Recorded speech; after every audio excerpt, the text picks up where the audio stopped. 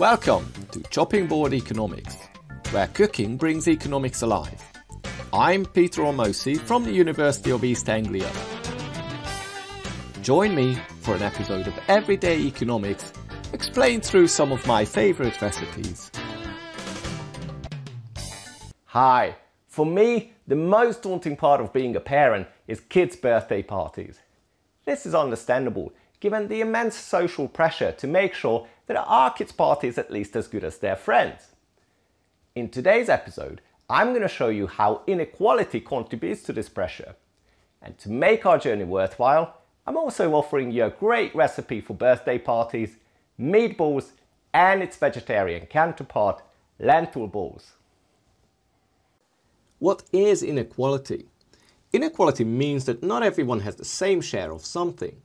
For example, not everyone receives the same income, or not everyone has the same wealth, or not everyone has access to the same education or healthcare, and so on. Some inequality is a natural part of our lives, but since the early 80s, income and wealth inequality have both increased. In 1979 in the UK, the richest 1% had 6% of all income. In 2009, they had 15%. But this is not the whole story. For the same period, the UK has become much richer as well. So what's happening here? Is it that everyone is becoming wealthier, but some are much more than the others? Or is it that some are not benefiting or even losing out? To understand this, we need to look at the causes of inequality. Okay, but what's fueling this increase in inequality? It's easy to understand some of the reasons through our ingredients, so let's see what they are. First, you're going to need some minced meat. I have 500 grams of turkey here. You can use beef or pork if that's what you prefer. Next, onion. I have 2 small red onions here because that's what we grow in our garden. But you can use any onion of roughly the same quantity.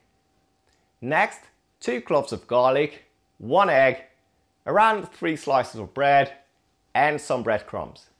Now please note, I'm making this for a kid's birthday party, so I'm not using any herbs or spices because children typically don't like strong flavors. For the vegetarian option, all you need to do is replace the meat with around 500 grams of lentils, and you'll also need some flour. And finally, for the tartar sauce, you're going to need some creme fraiche or sour cream, some mustard, mayonnaise, salt, pepper, sugar, and finally some lemon juice. Now, what's nice in these ingredients is that each one of them tells us a story of inequality. Let's see how. I like to distinguish between 3 sources of inequality: the good, the bad, and the ugly. One of our ingredients, mayonnaise, is really a 20th century phenomenon.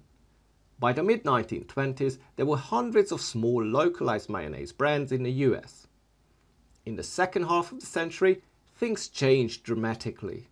Transportation costs dropped, food preservation technologies have improved, so a large producer could now make more and sell to the whole nation and even globally.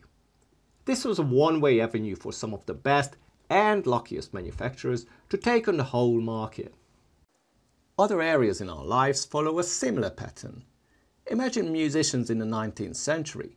Most of them only had fame in their own local surroundings. It was difficult without the radio and the TV and the internet for a musician to rise to international eminence. Today, the most popular musicians are known all around the world. The same is true for footballers, actors, technology brands, and so on. This is what economists call superstar effect. With technological advances, the most talented or luckiest few are able to connect with an increasing number of people and reap an ever-increasing share of revenue. But should we worry that superstar people and superstar businesses get very high rewards? Businesses that gain their success through innovations massively improve everyone's lives. A new technology benefits all mankind, but of course the developer of that technology gets much richer. I personally have no problem with this source of inequality. Without these exorbitant rewards, maybe the same innovations and same performances wouldn't be inspired. Right, because I started my story with mayonnaise, I'm going to do the tartar sauce first. First of all, mix a tablespoon of mayonnaise with around a teaspoon of mustard. add a pinch of salt, a teaspoon of sugar, a teaspoon of lemon juice and a little pepper. Mix it all together and finally mix in the crème fraîche. And it's done. Okay, so let's see what else is driving inequality. Unfortunately, inequality isn't just generated by genius ideas that benefit everyone. Much of it comes from doing things that do not create any wealth for society. Economists call this rent-seeking, where wealth is acquired through non-productive ways. Think about buying meat for your meatballs. Imagine that minced turkey costs £3 per kilo. Now take two possible cases. First, meat producers innovate and start offering better quality turkey, which would cost you £4.50, but you're happy because the quality of your dinners have improved. Now instead, imagine that the meat producers spend a lot of money lobbying the government to restrict who can produce meat, leaving them as the only suppliers. As such, they would be able to just snap up the price of turkey to £4.50 without improving its quality. No value created for society, only for the food manufacturer. One of our other ingredients is crème fraîche. Recently, there's been a surge in the number of milk substitutes such as soy milk, rice milk and the likes. In the EU, dairy substitutes make up around 25% of the market. How did big milk producers respond to this? By lobbying governments for new food labelling regulations. Is anyone confused that rice milk is not produced by cows? Of course not.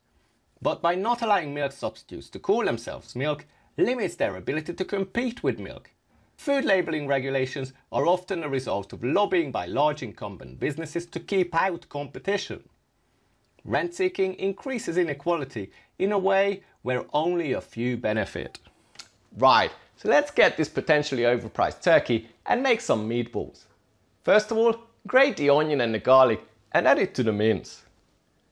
Then soak the bread in water, squeeze them out and again add it to the mince. Finally, add the egg, some olive oil and some seasoning and mix it all together. Then form little balls, roll them in breadcrumbs and there's your first meatball. Right, when you're done, you can fry them in oil, but I'm gonna cook them in the oven because that allows me to continue with our story. Put some butter in a baking tray, put the meatballs in, turn the oven on at 180 degrees and cook them until they're golden brown. But there's an even darker side to inequality. Let's take our next ingredient, lentils. India is the second largest producer of lentils. India is also one of the most corrupt countries in Asia. Why am I telling you all this? Because corruption is a very strong driver of inequality. For example, it turns tax systems regressive. It also reduces the level and efficiency of social spending. And it reduces equal access to healthcare, education and so on. 20% of India's population lives below the poverty line. The country's attempted solution to this? Spending almost 1% of its GDP on subsidizing food production. What do you think happened? More food is now being produced, but only 40% of this reaches the poorest. The rest disappears in a corrupt supply chain or simply ends up in waste. Public money is spent to make the largest producers and the largest middlemen even bigger. Moreover, where corruption is high, the poorest also end up spending more on bribery to survive. So in the end, inequality rises. Right, now it's time to use our lentils. First of all, put them in a saucepan, cover it with water, add some vegetable stock and cook it for about half an hour until it's soft and mushy. Add the grated onion and garlic, add some soaked bread, an egg, some olive oil and some seasoning. If it's too runny, you can add some flour to make it firmer. Mix it all together and form little balls, roll them in breadcrumbs and put them on a baking tray. When it's all done, put them in the oven and cook it on 180 degrees until they're golden brown. Inequality affects society in many ways. An interesting example is kids' parties. In the UK, parents spend a total of £2 billion a year on their children's birthday parties. This is unsurprising. When your kids have just been to somebody else's birthday bash, you don't want to do anything less than what they had there. But not everyone is equally well off among your kids' friends, so people with less end up having to copy people with a little bit more. And this is true not just for kids' parties, but almost everything, from cars and houses to clothing and so on. When inequality increases, it becomes more and more burdensome for people to keep up with the Joneses. As a result, people end up with larger debts, more stress, and an altogether less happy life. Where inequality is a result of hard work, it has a positive impact. In this case, we have to decide whether the positive effects outweigh the negative ones. But when inequality is a result of rent-seeking or corruption, there are no positive effects and we always end up worse off. Tackling this latter case should be priority. All it really needs is governments that are less likely to be captured by rent-seeking and corruption. Well, that sounds simple. On top of this, increasing social mobility is crucial. Normally, education should be the cornerstone of social mobility, but is it? In the UK, there's a large educational gap between the rich and the poor at all levels. Brick and mortar universities currently uphold a hierarchy that reinforces inequality. More than 10% of Oxford, Cambridge or LSE graduates end up in six-figure jobs within 10 years of graduation.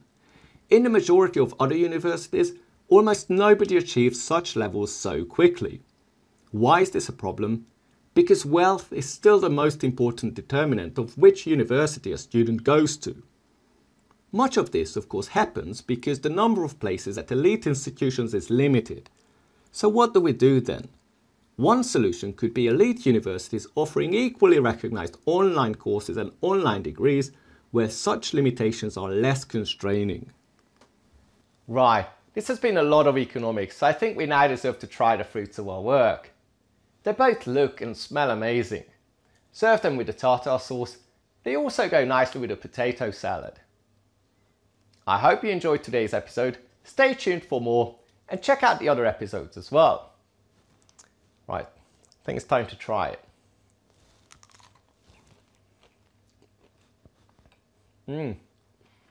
Very good.